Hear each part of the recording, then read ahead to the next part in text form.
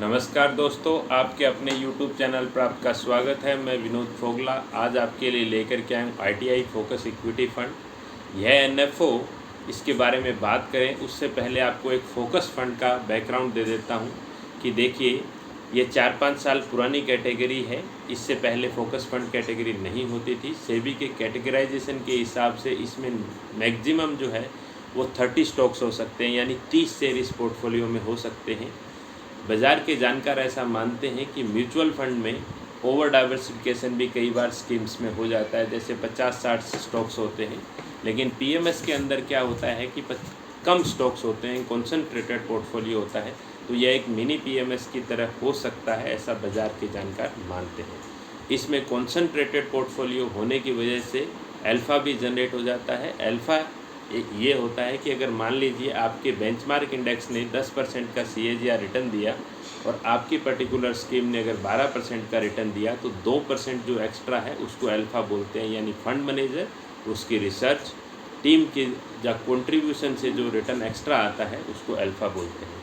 तो आइए बात करते हैं ITI फोकस इक्विटी फ़ंड की। ITI फोकस इक्विटी फ़ंड जो है वो 29 मई 2023 से सब्सक्रिप्शन के लिए ओपन है और 12 जून 2023 तक ओपन अवेलेबल है। यह एक बहुत ही छोटी सी कैटेगरी है, जैसा मैंने आपको कहा, स्मॉल कैप फंड से भी छोटी कैटेगरी है।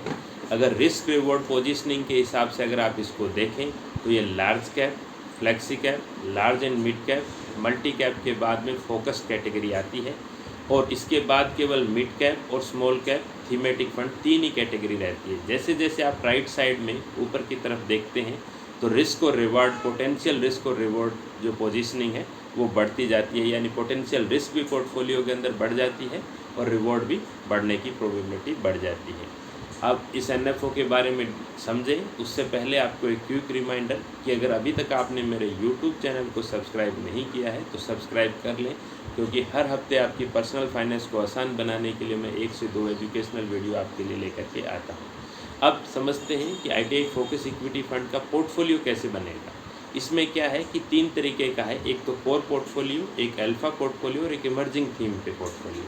कोर पोर्टफोलियो है जो एलोकेशन उसमें 40% जाएगा, यानी ऐसी कंपनीज में इन्वेस्टमेंट होगा जहाँ पर स्टेडी रिटर्न हो, कंसिस्टेंसी हो और लो वॉलेटिलिटी हो। वॉलेटिलिटी यानी उतार चढ़ाव, फ्लक्चुएशन कम हो, ऐसे स्टॉक्स में इन्वेस्ट होगा 40% पोर्टफोलियो। दूसरा अल्फ़ा पोर्टफोलियो ऐसी कंपनीज में इन्वेस्ट होगा जो रिसेंटली मार्केट शेयर गेन कर रही है, जिनका मार्केट शेयर बढ़ रहा है, उनको अल्फ़ा पोर्टफोलियो बोलते हैं।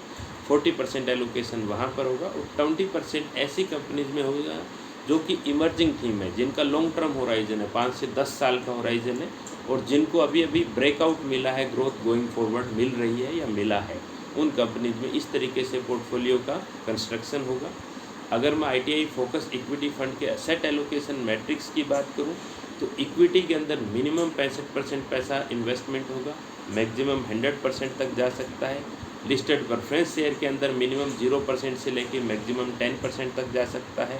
डेट और मनी मार्केट इंस्ट्रूमेंट में 0 से 35% पैसा इन्वेस्टमेंट हो सकता है और रिट और इनविट के अंदर 0 से 10% तक इन्वेस्टमेंट किया जा सकता है।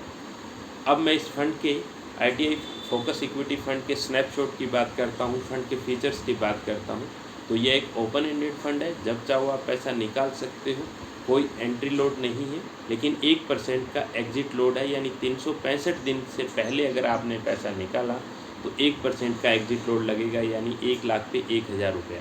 बेंचमार्क की अगर मैं बात करूँ तो Nifty 500 total return index benchmark है।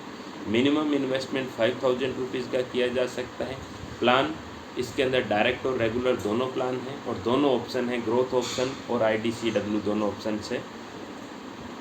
अब मैं बात करता हूँ इसके फंड मैनेजर की। तो mister Dhimant Shah senior fund manager हैं। मिस्टर धीमंत जो हैं वो वेल नोन इंडस्ट्री का फेस है, करीबन 26 साल का वर्क एक्सपीरियंस है। दूसरे जो फंड मैनेजर हैं मिस्टर रोहन कोरडे, उनको करीबन 19 साल का वर्क एक्सपीरियंस है और वो भी इंडस्ट्री के जाने माने चेहरे हैं। अब मैं बात करता हूँ ITI म्यूचुअल फंड की। ये एक रिलेटिवली नई म्यूचुअल फंड कंपनी है, जिनको आए हुए 4-5 साल हुए हैं और 4000 करोड़ रुपए के आसपास फंड मैनेजमेंट साइज है इनका। Next, ITI focus equity fund का प्रोसेस कैसा होगा। तो इसके अंदर क्या है कि निफ्टी 500 के अंदर जो 500 स्टॉक्स का यूनिवर्स है उसमें से ये इंटरनल फिल्टर से 160 स्टॉक 160 स्टॉक सेलेक्ट करेंगे। उसमें से भी ये fundamental bottom up fundamental analysis से 60 स्टॉक्स सेलेक्ट करेंगे और उसके बाद उस 60 स्टॉक्स में से 30 स्टॉक्स के अंदर ये फोकस पोर्टफोलियो बनाएंगे, यानी काफ़ी फोकस्ड और कॉन्सेंट्रेटेड पोर्टफोलियो होगा। अब मैं बात करता हूँ कि इसके अंदर रिस्कोमीटर की। तो रिस्कोमीटर का मतलब है कि वेरी हाई कैटेगरी के अंदर है, जहाँ पर प्रिंसिपल आपका काफ़ी वेरी हाई रिस्क पे होगा। कोई भी इक्विटी स्कीम का ज़्यादातर यही रिस्कोमीटर होता है।